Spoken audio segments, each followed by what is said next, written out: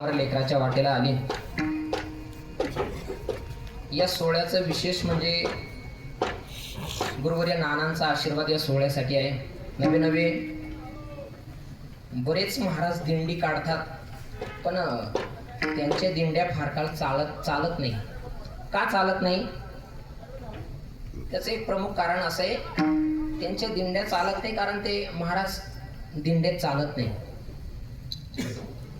दिंड्या चालत नाही म्हणजे महाराज दिंडीत चालत नाही. पण नानांचं तसं नाही आहे. नाना स्वतः दिंडीत चालतात आणि सगळे वारकरी आनंद घेतात. गुरुवर्य पंडित महाराज पैठणकर बाबांच्या भजनात रंगून राहावं वाटतं, म्हणजे बाबांनी म्हणत राहावं, आपण ऐकत राहावं असं वाटतं. बाबा आदरणीय बाबा समोर बसलेत, नाना समोर बसलेत, त्याचप्रमाणे विनेकरी हरिभक्तीपरायण चंद्रकांत नाना समोर बसलेत. सगळ्यांच्या चरणी एकदा विनम्र भावे अभिवादन करतो.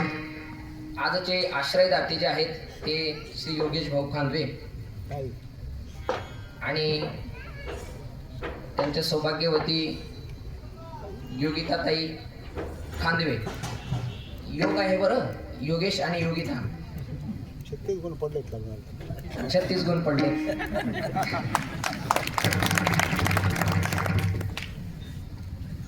त्याचप्रमाणे आजचे अन्नदाते श्री पोपट पुंजाराम सावकार, तसेच श्री ज्ञानदेव दादाजी सावकार, त्याचप्रमाणे श्री छोटू देवरे, त्याचप्रमाणे श्री गोरख हिरे. सगळ्या अन्नदात्यांच्या चरणी एकदा विनम्र भावे अभिवादन करतो. भगवान कपालेश्वर संत श्रेष्ठ निवृत्तीनाथ दादा तुम्हाला उदंड आणि निरोगी आयुष्य देवो, अशीच तुमच्याकडून वारकऱ्यांची निवृत्तीनाथ दादांची सेवा भगवान परमात्मा करून घेऊ अशी भगवंताकडे प्रार्थना करतो. आजच्या आश्रय स्थानाचा जर विचार करू गेलो, आज सगळेजण श्रोते आहेतच, पण मुख्य श्रोता भगवान कृष्ण परमात्मा आहे.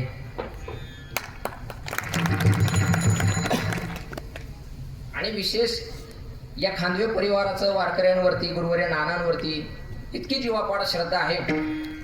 काय एखाद्या वेळी घरात जर पाहुणा आला ना, म्हणजे आवडीचा पाहुणा आपण म्हणूया, तर बाई एखाद्या वेळी भाजीत मीठ टाकायचं विसरते.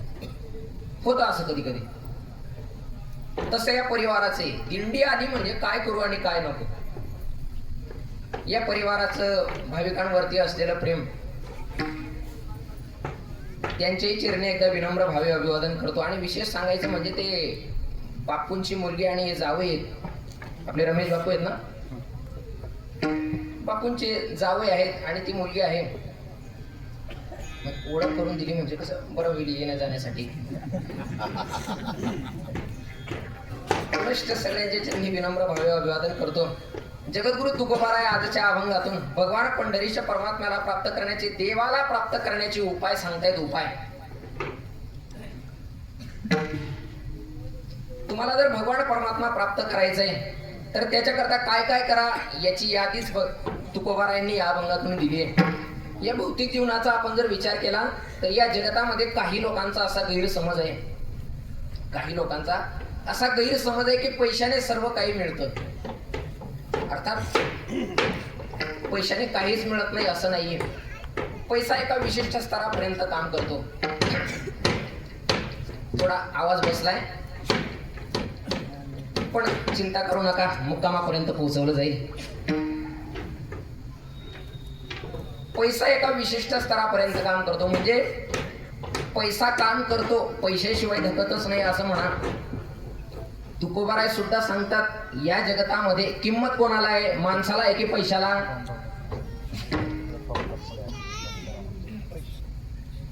इथं 2 कोटी रुपये पडलेत, कोणाचेच नाहीत. मग किंमत पैशाला आहे का? कोणाचेच नाहीत, कोणी घेतच नाही. जर समजा तेच 2 कोटी रुपये माझ्याकडे आहेत तर किंमत कोणाला आहे? माणसाला, म्हणजे मला आहे. तुकोबाराय सांगतात, धनवंता लागी सर्व मान्यता आहे जगी. धनवान माणूस असला ना, आताच येता येता एके दिवशी एक ट्रक समोर गेली आणि ट्रकच्या मागे लिहिलं होतं की बुरी नजर वाले तेरा मुंह काला. असं नाही, ट्रकच्या मागे असं लिहिलं होतं, लोग आपसे पूछेंगे कि साहब आप कैसे है. लोग आपसे पूछेंगे साहब आप कैसे है जब तक आपकी जेब में पैसे है. लोक तुम्हाला विचारतील की तुम्ही कशा आहात, पण केव्हापर्यंत तुमच्या खिशात पैसे आहेत तोपर्यंत. म्हणून पैशाची गोष्ट, पैसा तर हवाच, पण पैसा एका विशिष्ट स्तरापर्यंत काम करतो. म्हणजे लक्षात येण्यासाठी 2-3 उदाहरणं सांगतो. या जगात कितीही श्रीमंत माणूस असला ना, पण त्याला पोटाला लागणारी भूक पैशाने विकत घेता येत नाही. किती श्रीमंत माणूस असला, भले तर खायचे पदार्थ विकत घेता येतील हो, पण पोटाला लागणारी भूक पैशाने विकत मिळेल का? नाही मिळणार, ती लागावीच लागते. दुसरा मुद्दा, या जगातला कितीही श्रीमंत माणूस असू द्या, पण माणसाला लागणारी झोप ही पैशाने विकत मिळत नाही. आणि खरं सांगू का, वारकरी म्हटला वारकरी की झोपेच्या बाबतीत इतका श्रीमंत आहे. कीर्तनात बसलेली लोक झोपतील नवल नाही, टाळकरी झोपतात. वारकरी श्रीमंत कसा आहे सांगतो पहा. आपण कपालेश्वरून दिंडी सोहळा निघाला. पहिल्याच दिवशी चालून आपला मुक्काम होता नाकोड्याला, जिथं जाता जाता आपली संध्याकाळ झाली. खरं सांगा प्रामाणिकपणे, नाकोड्याला गेल्यावर कोणाला वाटत होता आता कीर्तन व्हायला पाहिजे? वाटत होतं जेवण पण नको, फक्त झोपू द्या. वारकरी श्रीमंत आहे झोपेच्या बाबतीत.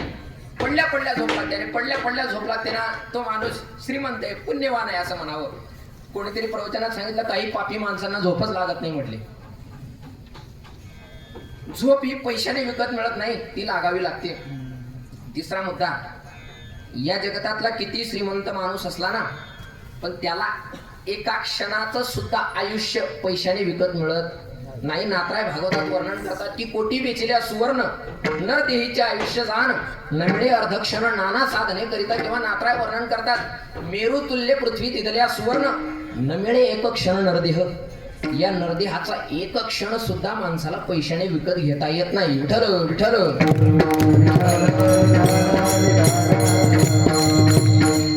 एकदा झालं असं, एक म्हातारे बाबा आजारी पडले. त्यांचा वृद्धापकाळ म्हणजे मरणाचा काळ अगदी जवळ आला. पडले आहेत, आता त्यांना बोलता येत नाहीये, फक्त पाहतायत. पडल्या बाबांनी आपल्या उजव्या हाताचा बोट असा केला. कसा? उजव्या हाताचा बोट असा केला. 4 मुलं होती. मोठ्या मुलाने असा तर्क लावला, म्हटले पूर्वीचा काळ तिजोऱ्या नसायच्या, मग कदाचित बाबांकडे सोन्याचा हंडा असेल, वडिलांकडे, मग त्यांनी तो पूर्वी घराला जाड भिंती असायच्या, मग एखाद्या भिंतीत ठेवला असेल. म्हणे मग इकडे बोट दाखवतात ना, पाडा इकडची भिंत. बाहेर काढलं बाबांना, पडली इकडची भिंत, काहीच सापडलं नाही.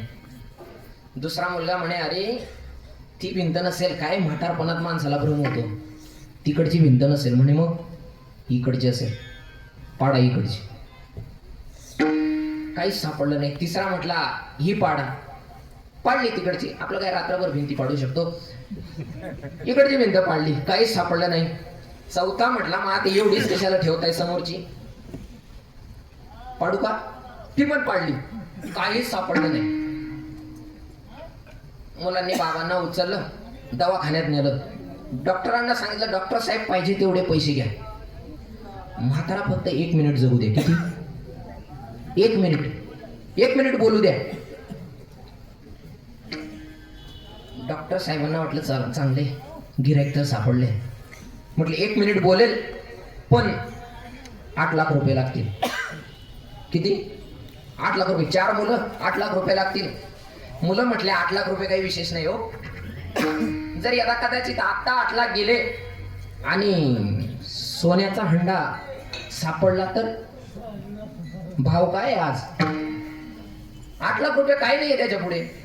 म्हणे मग 8 लाख रुपये घ्या. 8 लाख रुपये मोजून दिले. डॉक्टर साहेबांनी उपचार केले. थोड्या वेळाने बाबा शुद्धीवरती आले. 4 मुलं बाजूला उभे आहेत. विचारलं की बाबा काय सांगत होते हो तुम्ही? असा बोट केला, कुठे ठेवलाय हंडा? त्याला म्हटला हंडा नाही कुठे ठेवला. म्हणे मग असा बोट का केला? बाबा म्हटले अरे ते शेजारचा रामभाऊ चहा गाळायची गाळणी घेऊन गेलाय, तेवढी घेऊन या. लक्षात घ्या, पोरं म्हटले आता 8 लाखाला चहाची गाळणी तर पडलीच आहे. बाबा जिवंत होते म्हणून 1 मिनिट का होईना 8 लाख रुपये देऊन बोलले. जिवंत होते म्हणून 8 लाख रुपये देऊन 1 मिनिट बोलले. जर बाबा यदा कदाचित वारले, यांनी 80 लाख जरी दिले, बोलतील 30 सेकंद तरी. या नरदेहाचा एक क्षण सुद्धा माणसाला पैसे देऊन विकत घेता येत नाही. शेवटचा मुद्दा, या जगतातला किती श्रीमंत माणूस असला पण त्याला एका क्षणाचं सुख सुद्धा पैशाने विकत मिळत नाही. विठ्ठल विठ्ठल. एका क्षणाचं सुख पैशाने विकत घेता येत नाही. आणि ते सगळं सुख प्राप्त करण्याकरता हा दिंडी सोहळा आहे. या दिंडीत ते सुख प्राप्त होतं. मुळात सुखाचा विचार करू गेलो तर संत महात्मे सांगतात, बाबा हो, आपला सुखाचा रस्ता चुकलाय. आपण अशा संसारात सुख शोधतो जिथे महाराज वर्णन करतात, सुखाचा विचार नाही कोठे, सुखाचा विचार नाही कोठे, सुखाचा विचार नाही कोठे, सुखाचा विचार.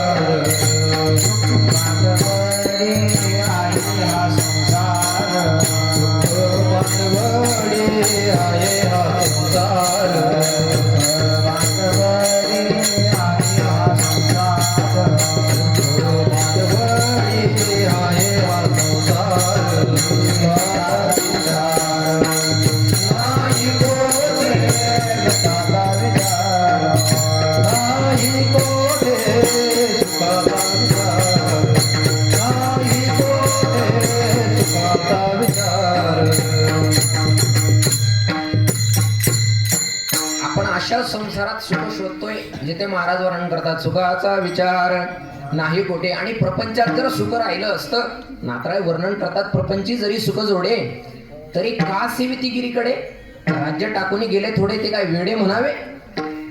प्रपंचात जर सुख राहिलं असतं तर पूर्वी ज्या राजांनी एवढ्या मोठ्या ऐश्वर्याचा त्याग करून जंगलाचा अरण्याचा रस्ता धरला, महाराज म्हणतात ते काय वेडे म्हणावे. ज्यांनी जंगलाचा रस्ता धरला ना, ते काही तुमच्या आपल्यासारखे 2-4 एकरचे मालक नव्हते. त्यांची संपत्ती ती मदालसा राणी वर्णन करते. 18 भार वनस्पती फुली फळी ओळती, 22 त्या पोखरणी नदी गंगा वाहती, ज्या घरी कुलस्त्रिया राज्य राणी व संपत्ती, हे सुख सांडोनिया कासया योग सेविती, पर्ये दे मदालसा सोहम जो जो रे बाळा. काय काय होतं त्या राज्यात? 18 12 वनस्पती, फुली फळी ओळती, फुलाफळांनी भरलेल्या वनस्पती ज्या राज्यात आहेत. 22 त्या पोखरणी, 22 म्हणजे विहीर, पोखरणी म्हणजे तलाव, नदी गंगा वाहती, गंगेसारख्या नद्या ज्या राज्यात वाहत आहेत. ज्या घरी कुलस्त्रिया, नुसत्या स्त्रिया नाही म्हटले, मग ज्या घरी कुलस्त्रिया, कुलवान स्त्रिया ज्या घराण्यात आहेत, त्यामध्ये 4 वर्ग पडतात. काही कुलवान असतात पण शिलवान नसतात, काही शिलवान असतात पण कुलवान नसतात, काही कुलवानही नसतात शिलवानही नसतात. आणि चौथा मुद्दा, काही कुलवानही असतात आणि शिलवानही असतात. पहिला मुद्दा, काही कुलवान असतात पण शिलवान नसतात. महाभारतात चला, महाभारतात दुर्योधन कुलवान आहे पण शिलवान नाही, शील नाही.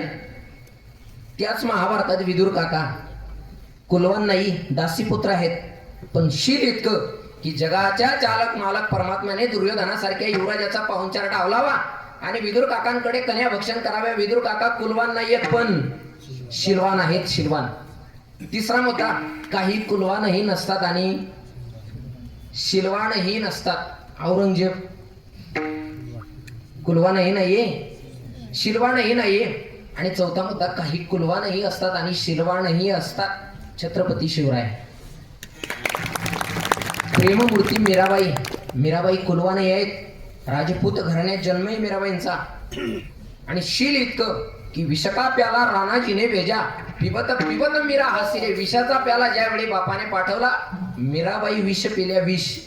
पण परिणाम मीराबाईंवर झाला नाही. नामदेवराय वर्णन करतात, नाही बाधा झाली तये सीते वेळी, मूर्ती झाली काळी देवाजीची. देवाची मूर्ती काळी पडली.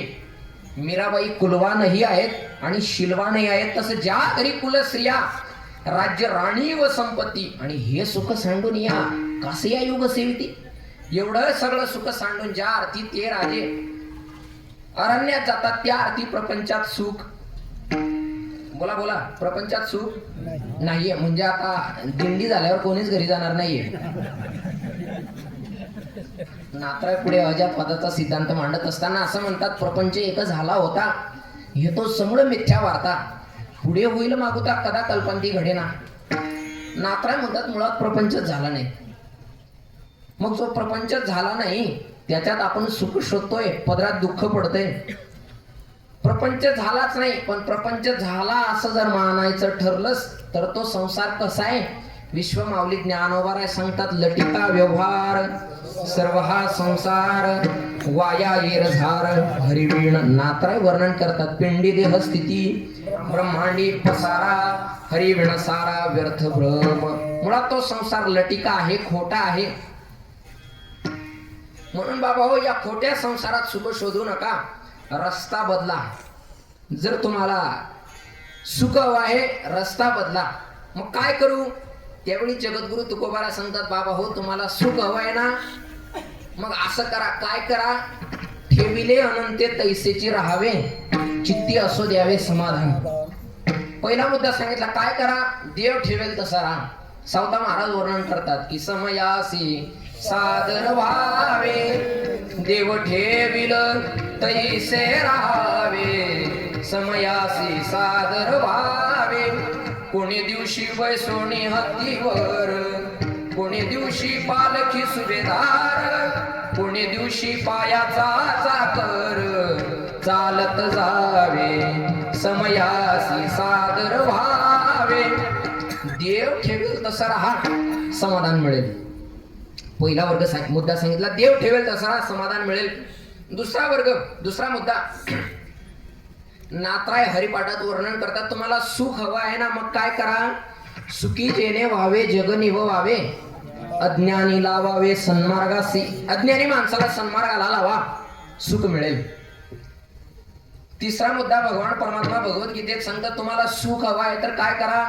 युक्ताहार विहारस्य युक्त चेष्टस्य कर्मसु युक्त स्वप्नावबोधस्य योगो भवति दुःखः. जगद्गुरु तुकोबाराय वर्णन करतात, युक्त आहार विहार नेम इंद्रियासी सार नसावे वासर निद्रा बहुभाषण. काय करा, प्रत्येक गोष्टीला मर्यादा ठेवा. मर्यादा म्हणजे माऊली ज्ञानोबाराय वर्णन करतात, आहार तरी सेविजे तरी युक्तीचे निमापे मविजे. माणसाने जेवण करावं किती. विज्ञान असं सांगतं, माणसाने जेवताना पोटाचे 4 भाग करावेत. किती. 4 भाग. म्हणजे कापायचं नाही. मग अंदाज बांधायचा. 2 भाग अन्नाने, 1 भाग पाण्याने आणि 1 भाग रिकामा ठेवायचा, असा अंदाज बांधायचा. पण काही लोकांचं हे नियोजन विस्कटत. म्हणजे आ केला तरी जिलेबीचा तुकडा दिसतो. हे आनंद प्राप्तीची लक्षणं नाहीयेत. बाबांनी आता दुपारी सांगितलं, आमच्या भागात पैंज लागली. म्हटले जेवण झाल्यावरती पैंज लागली. जो जास्त गुलाबजाम खाईल 1 रुपयाला 1 गुलाबजाम. म्हणजे 1 गुलाबजाम खाल्ला की 1 रुपये दिले जाईल. तुमच्या अंदाजाने किती गुलाबजाम खाल्ले असतील. 10, 15, 20, 22, 25, 30, 40, 75 गुलाबजाम खाल्ले. 75 जेवणानंतर. ही आनंद प्राप्तीची लक्षणं आहेत का. आनंद जीवनात सुख प्राप्त करायचं ना, मर्यादा ठेवा. मर्यादा. एक मुद्दा सांगतो, लक्ष द्या. माणसाने जेवण औषधासारखं करावं. माणसाने जेवण औषधासारखं करावं, नाहीतर औषध जेवणासारखी घ्यावी लागतात. लक्षात आलं तर पहा. जेवण मर्यादेत ठेवा. युक्त आहार युक्त विहार नेम इंद्रियाशी सार. पुढे नसावी वासर निद्रा आणि बहुभाषण. माणसाने बोलावं किती. मर्यादेत बोलावं. झोपावं किती. मर्यादेत झोपावं.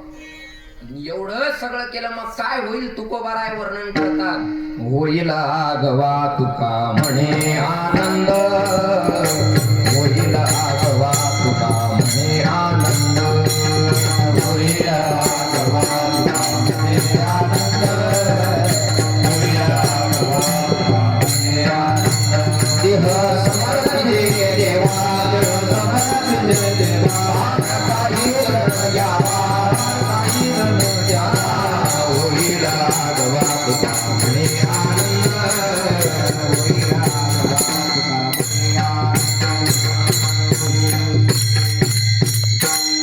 हे सगळं मर्यादेत केलं मग काय होईल महाराज वर्णन करतात. होईल आघवा तुका म्हणे आनंद सुख प्राप्त होईल, समाधान प्राप्त होईल. तिसरा मुद्दा झाला.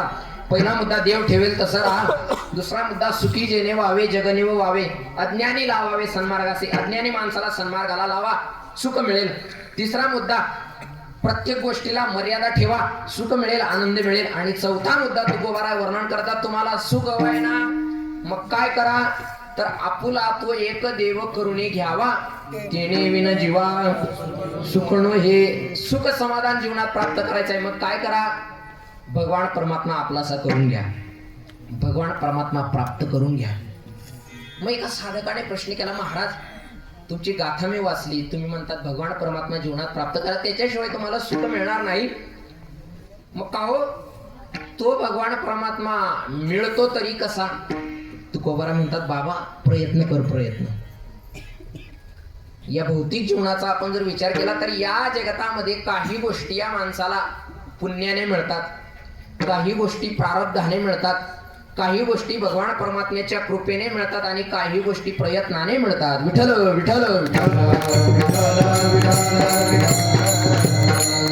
पहिला मुद्दा काही गोष्टी या पुण्याने मिळतात. या जगतामध्ये संत संगती ही माणसाला पुण्याने मिळते. माऊली ज्ञानोबारा वर्णन करतात, तुकोबारा वर्णन करतात, आमच्या जीवनात संत संगती झाली केव्हा माझं अनंत जन्माचं पुण्य फळाला आलं. पुण्य फळले भोवता दिवसा भाग्य उदयाचा ठसा झालो सन्मुख तो कैसा. आणि मग संत चरण पावलो. संत संगती पुण्याने मिळते. दुसरा मुद्दा काही गोष्टी या भगवान परमात्म्याच्या कृपेने मिळतात. या जगतामध्ये भगवत नामावर प्रीती ही भगवान परमात्म्याच्या कृपेने मिळते. तुकोबारा एका अभंगात वर्णन करतात. भक्ती प्रेम सुख ने नवे आणिका, ने नवे आणिका पंडित वाचका ज्ञानी यासी, ज्ञानी यासी आत्मनिष्ठ जरी झाले जीवन मुक्त, झाले जीवन मुक्त तरी भक्ती सुख दुर्लभ त्या. ते दुर्लभ भक्ती सुख प्राप्त होतं केव्हा महाराज वर्णन करतात. तुका म्हणे कृपा करील नारायण तरीच हे वर्म पडे ठावे. ते भक्ती सुख प्राप्त होतं केव्हा भगवान परमात्म्याची कृपा झाली की मग. तिसरा मुद्दा काही गोष्टी प्रारब्धाने मिळतात. प्रारब्धाने अन्नमान धन येतो प्रारब्धा आदीन. अन्न माणसाच्या प्रारब्धात, मान माणसाच्या प्रारब्धात, धन माणसाच्या प्रारब्धात. आणि शेवटचा मुद्दा काही गोष्टी या प्रयत्नाने प्राप्त कराव्या लागतात. या जगतामध्ये भगवान परमात्म्याला प्राप्त करायचंय ना मग प्रयत्नाने प्राप्त करावं लागतं. तुकोबारा वर्णन करतात आम्ही आमच्या जीवनामध्ये भगवान परमात्म्याला प्राप्त केलं कसं. देवती बळे धरिला सायासी पण केव्हा करुण्या नाश उपाधीचा. सायासाने भगवान परमात्म्याला प्राप्त केलं म्हणजे भगवान परमात्मा प्राप्त करण्यासाठी प्रयत्न करावे लागतात. मग तुकोबारा सांगतात त्या साधकांना बाबा हो प्रयत्न करा, प्रयत्न करा. साधकांनी विचारलं महाराज प्रयत्न करा, प्रयत्न करा म्हणजे भगवान परमात्मा प्राप्त कसा करायचा याचा एखादा उपाय तर सांगा. त्यावेळी जगद्गुरु तुकोबारा आहे त्या साधकांना भगवान परमात्मा प्राप्त करण्याचा उपाय अभंगाच्या पहिल्या चरणात गावे गावे गीता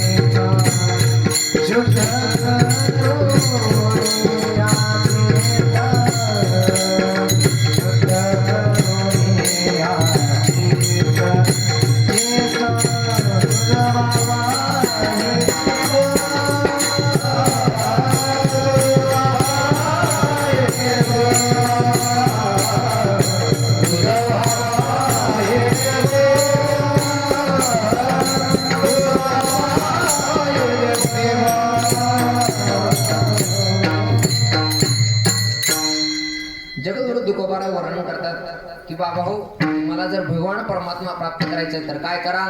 भावे गावे गीत शुद्ध करुणिया चित्त. अभंगात प्रवेश केला. काय करा? भावे गावे गीत, भगवान परमात्म्याचं गीत गा. पण कसं? भावे. परमार्थ क्षेत्रामध्ये भावाला फार किंमत आहे. भावाला म्हणजे भाव म्हणजे काय? भाव शब्दाचे अनेक अर्थ होतात. पहा, तुम्हाला आपल्याला आता यंदाच्या वर्षभर जो कांद्यांना पाहिजे होता तो भाव. दुसरा मुद्दा, आपण पैठण भागात थोडं खेडेगावात जर आपण गेलो तर तिकडे सख्या भावाला सुद्धा म्हणतात हा माझा भाव आहे. काय म्हणतात? हा माझा भाव आहे. भाव शब्दाचा एक अर्थ. अजून एक अर्थ सांगतो. धावता. 6:30 वाजलेले असावेत. आता कीर्तन सुरूच करायचे. दिंडीतलं कीर्तन. सगळे आलेत म्हटले, कीर्तनकार आलेत, गायक आलेत, साऊंड सिस्टीम वाले आलेत, लोकही आलेत ऐकायला. म्हणजे मग कीर्तन सुरूच होत नाहीये. म्हटले सगळे आलेत पण मृदंगाचार्य आलेले नाहीयेत. फोन लावा म्हटले. 25 फोन लावले. म्हटले मग त्यांचा कुठे चॅनल लावला असेल? म्हटले नाही. फोन लावा म्हटले. हो, इतके फोन लावले. ते जरा भाव खाताय. हा एक भाव. भाव शब्दाचा हा एक अर्थ झाला. आणि भाव म्हणजे भगवान परमात्म्यावरती असलेलं प्रेम, प्रीती, याला हा एक शब्द आहे भाव. अशा भावाने भगवान परमात्म्याचं गीत गा. पहा, परमार्थ क्षेत्रामध्ये भावनेला किंमत आहे. तुम्हाला सांगतो, भगवान प्रभू रामचंद्रजी वनवासात निघाले. वनवासात जाऊन 3 दिवस प्रभू रामचंद्रजींना झाले आणि 3ऱ्या दिवशी वनदेवी म्हणजे वनाची देवी प्रभू रामचंद्रजींना भेटली. दर्शन घेतलं आणि सांगितलं की देवा, काय सेवा करू तुमची? प्रभू रामचंद्रजी म्हणतात, सेवा करायचीच आहे ना तुला? मग असं कर, मी ज्या रस्त्याने आलोय ना तो रस्ता स्वच्छ कर. वनदेवी म्हटली, देवा तुम्ही ज्या रस्त्याने आले तो रस्ता कशाला स्वच्छ करायचा? अहो, तुम्हाला कोणत्या रस्त्याने जायचंय तो रस्ता सांगा, तो मी स्वच्छ करते. प्रभू रामचंद्रजी म्हटले, नाही, मी ज्या रस्त्याने आलोय तो रस्ता आधी स्वच्छ कर. वनदेवी म्हणते, का मागचा रस्ता स्वच्छ करायचा? प्रभू रामचंद्रजी म्हटले, बघ, काही दिवसांनी माझा भाऊ भरत मला भेटायला या जंगलात येणार आहे. अयोध्येतले लोक मला भेटायला येणार आहेत आणि त्यांनी जर तो रस्ता पाहिला तर त्यांच्या अंतःकरणाला दुःख होईल की अरे, माझ्या भावाला, आमच्या देवाला या काट्याकुट्यांच्या जंगलातून जावं लागतंय. वनदेवीने प्रश्न केला, मग महाराज देवा, का हो तुमच्या नगरीचे लोक, तुमचा भाऊ या ही काटे सहन करू शकत नाही का? त्यावेळी प्रभू रामचंद्रजी सांगतात की हे देवी, माझ्या नगरीतले लोक, माझा भाऊ माझ्या करता अनेक काटे सहन करायला तयार आहेत. पण जर त्यांना कळालं की प्रभू रामचंद्रजी म्हणजे आमचा होणारा राजा देव या काट्यांच्या रस्त्याने गेलाय तर त्यांच्या अंतःकरणाला दुःख होईल. याला म्हणावं भाव.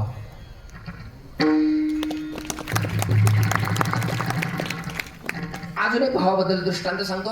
रामायणामधलाच पहा. रामायण आणि महाभारत या दोघांमध्ये भेद कसा ओळखायचा की हे रामायण आहे आणि हे महाभारत आहे? सूक्ष्म विचार सांगतो. रामायण कशाला म्हणावं? सीता मातेला वस्त्र लागत होतं. कशाचं? हरणाचं, सोनेरी हरणाचं वस्त्र हवं होतं. जिथं सोन्याचं वस्त्र आहे, हरिण होतं ना, जिथं हरणाचं वस्त्र आहे त्याला म्हणावं रामायण. जिथं हरणाचं वस्त्र आहे त्याला म्हणावं रामायण. आणि जिथे वस्त्राचं हरण आहे त्याला म्हणावं महाभारत. त्या रामायणामध्ये विभीषण आता लंकेमध्ये राहणारा पण राम भक्त. विभीषणाने आपल्या घरापुढे अष्टदळ काढलं होतं. अष्टदळ म्हणजे रांगोळी. अष्टदळ म्हणजे रांगोळी काढली होती. तुम्ही बोलत जा, चिंता करू नका. सगळ्यांचे चेहरे आज आनंदी आहेत. नाना तुमच्या आशीर्वादाने थोडा थोडा मला चेहरा वाचता येतो. मी नुसतं चेहऱ्याकडे पाहून सांगू शकतो तुमच्या खिशेत किती पैसे आहेत ते सांगायचे मी वेगळे पैसे घेतो. तर आज प्रत्येकाचा चेहरा आनंदी आहे का ते पण सांगतो. आज प्रत्येकाच्या चेहऱ्यावरती आनंद आहे, कारण प्रत्येकाच्या अंतकरणात एकच गोष्ट आहे की आपण आज मुक्कामाला आपल्या हक्काच्या घरी आलोय. प्रत्येकाच्या चेहऱ्यावरती आनंद आहे. तसं मन मोकळेपणाने बोलत जा. मी काय आमचा कीर्तनकार नाही, आपल्याच दिंडीतला आहे.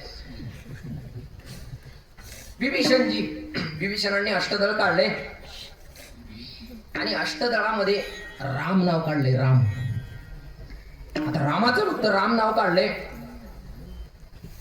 राक्षसांनी बघितलं, रावणाला लगेच बातमी दिली, म्हटले महाराज तुमच्या भावाने राम नाव काढले अष्टदळात.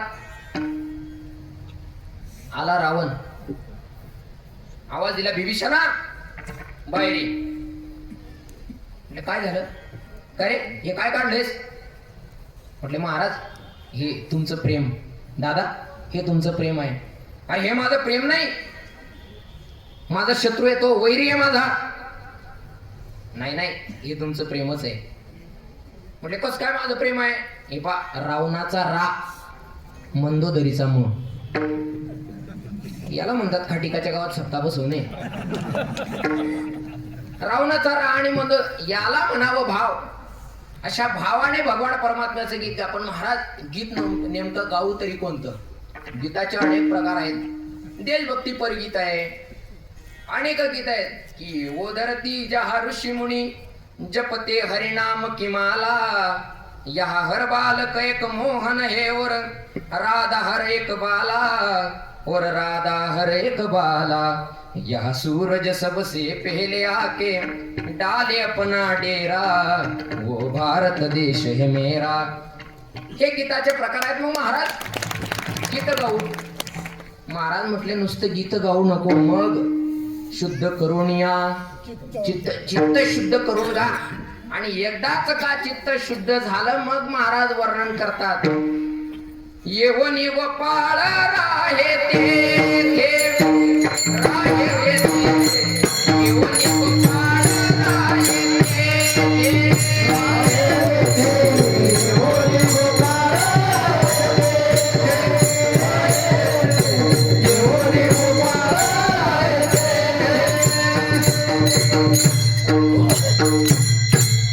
तुका म्हणे चित्त करारे निर्मळ, येऊन गोपाळ राहे ते. उंच म्हणण्यात मजा नाही. आज आपल्या सगळ्यांच्या गाड्या रिझर्ववरती लागल्या. एकदाच का चित्त शुद्ध झालं की तुम्हाला भगवान परमात्मा मिळेल, भगवान परमात्म्याची प्राप्ती होईल.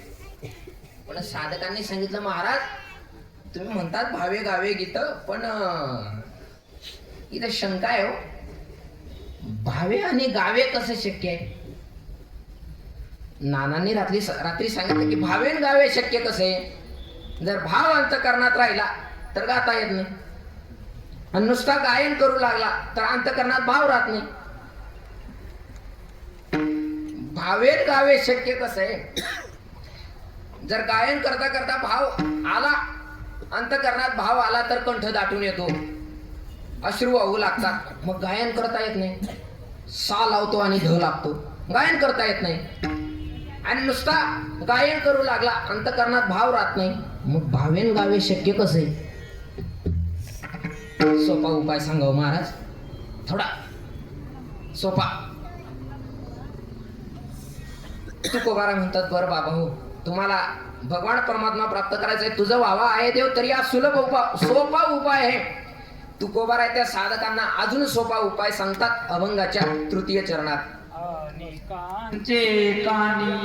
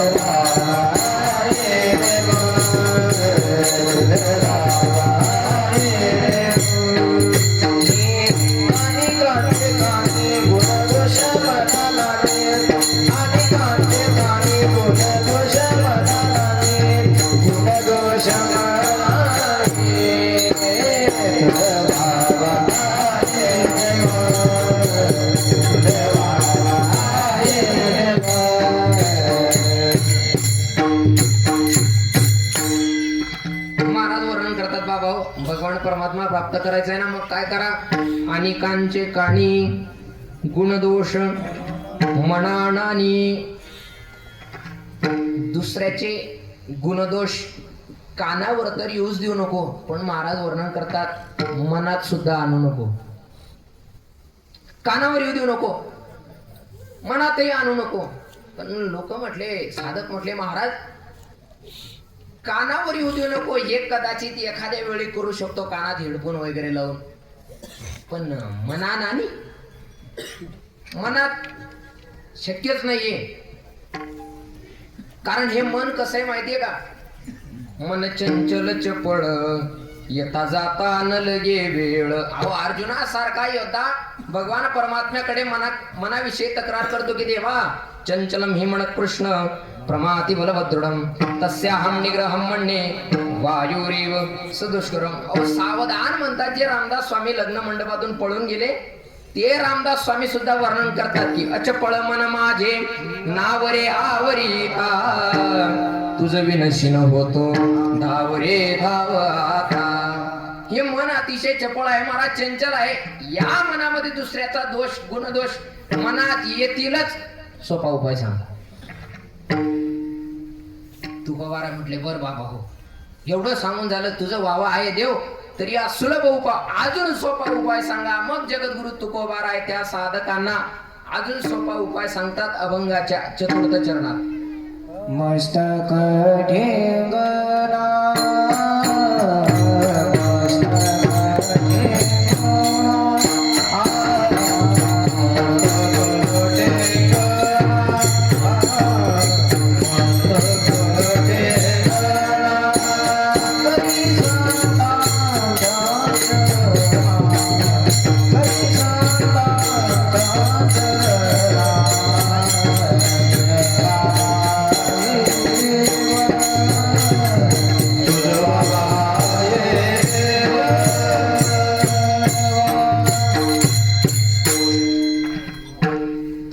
साधकांना अजून सोपा उपाय सांगतात. काय करा, मस्तक ठेंगणा करी संतांच्या चरणा, संतांच्या पायावरती नतमस्तक व्हा, भगवान परमात्मा मिळेल.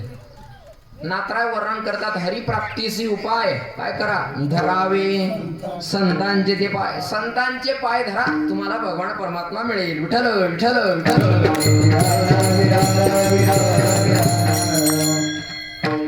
परत साधक म्हटले महाराज मान्य तुम्ही म्हणतात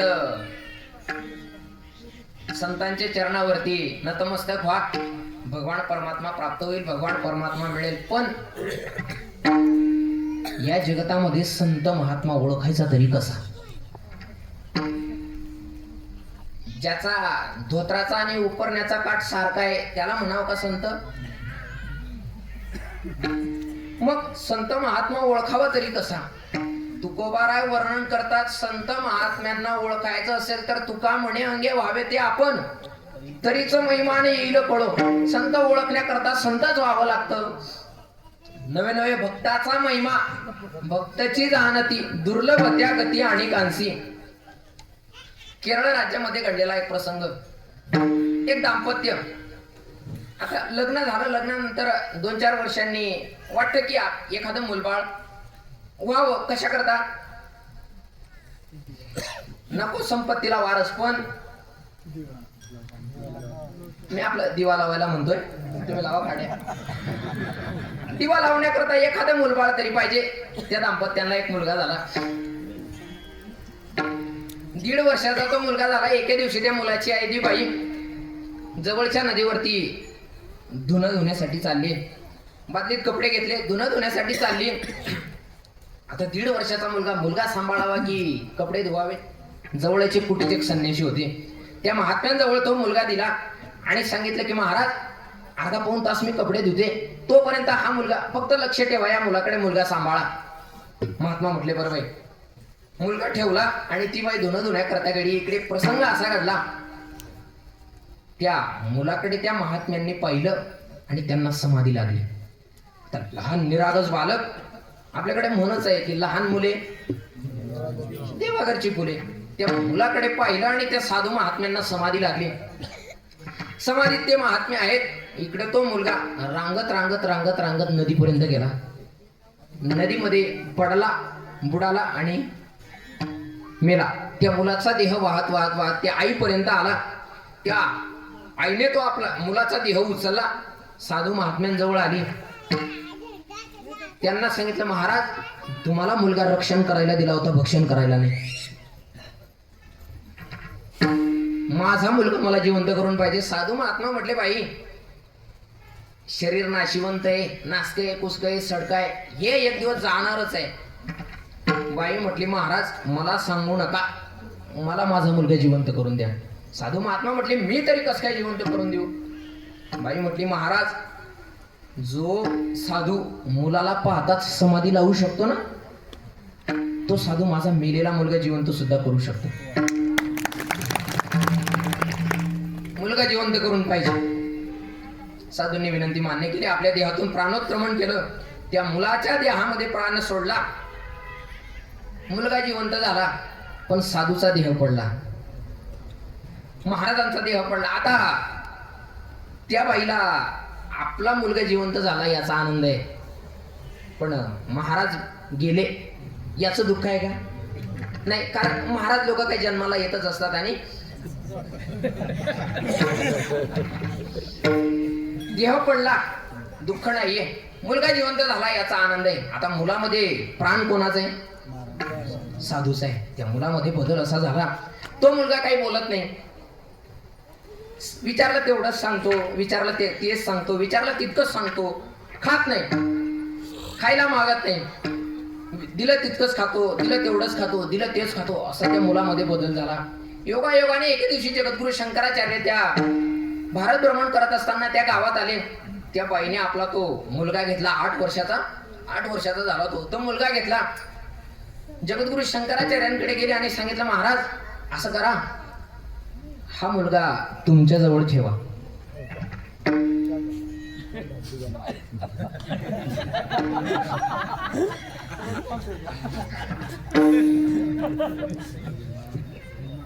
कदाचित नाना तुमच्या कृपादृष्टीने हसता मला होईल तो.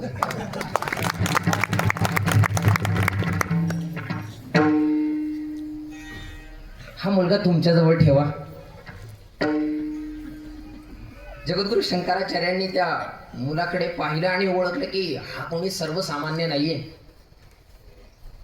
आणि त्या मुलाला प्रश्न केला की, हे मुला, कस्त्वं शिशो कस्य पुतोसी गंता किं नाम त्यत्वं कुत आगतोसी एतन्मयोक्तं वदचार्वकत्वं मत्प्रीतये प्रीतिविवरधनोसी. आणि 8 वर्ष न बोललेला तो मुलगा जगद्गुरु शंकराचार्यांना उत्तर देतोय, नाहं मनुष्यो न च देव यक्षो न ब्राह्मण क्षत्रिय वैश्य शूद्राः न ब्रह्मचारी न गृही वनस्सो भिक्षुर्न चाहं निजबोध रूपः.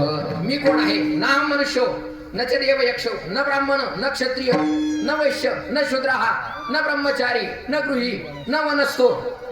मी कोण आहे? निजबोध रूपः.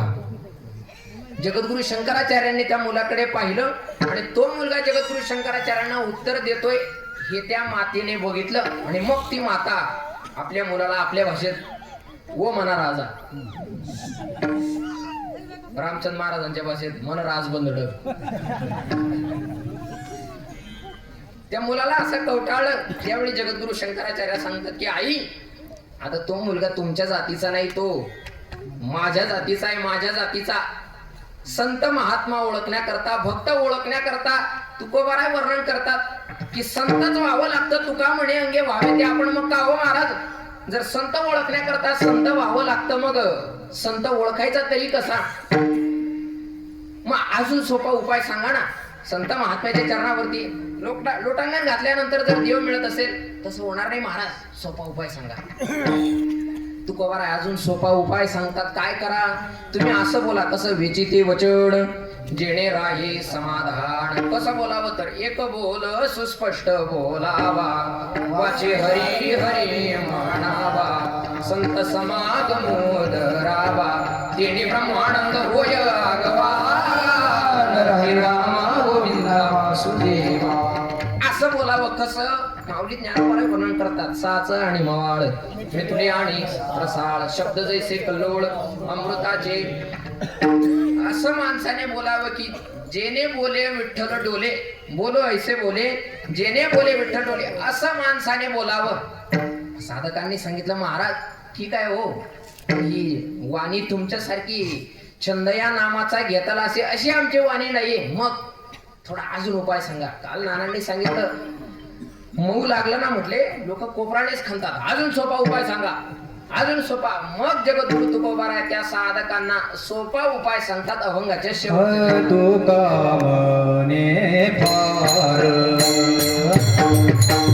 तुका म्हणे फार थोडा तरी कर उपकार, थोडा तरी कर उपकार.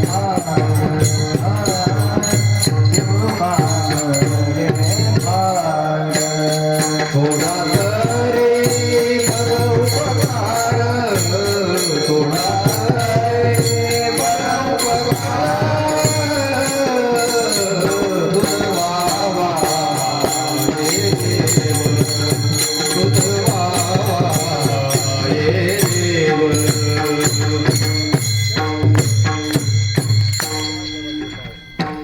तुका म्हणे फार थोडा तरी परोपकार. तुकोबारा वर्णन करतात भगवान परमात्मा प्राप्त करायचा आहे ना, मग काय करा, थोडा तरी परोपकार करा, फार नका करू. मग जे करतच नाही ना त्यांच्यासाठी सांगतात थोडा थोडा करा. मग थोडा थोडा करता करता काय होईल, मग फार करणार फार. तशाप्रमाणे माऊली ज्ञानोबारा वर्णन करतात वर्षा काळी सरिता जैसी चढो लागे पंडू सुद्धा तशा थोडा थोडा करता करता तुम्ही फार परोपकार करा आणि मग तुम्हाला भगवान परमात्मा प्राप्त होईल. तुका म्हणे फार थोडा तरी परोपकार तुझ व्हावा आहे देव, तरी हा सुलभ उपाय विठोबा रखुमाय.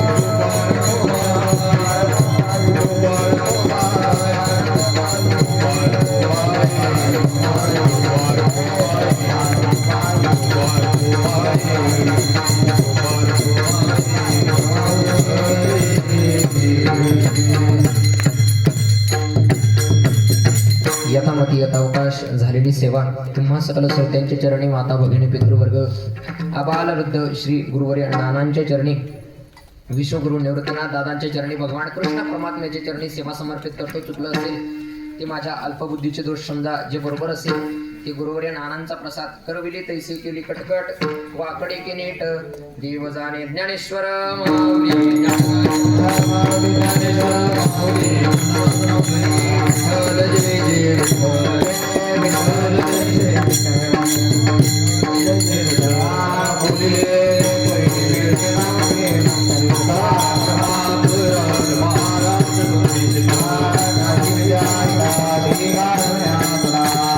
क्षमा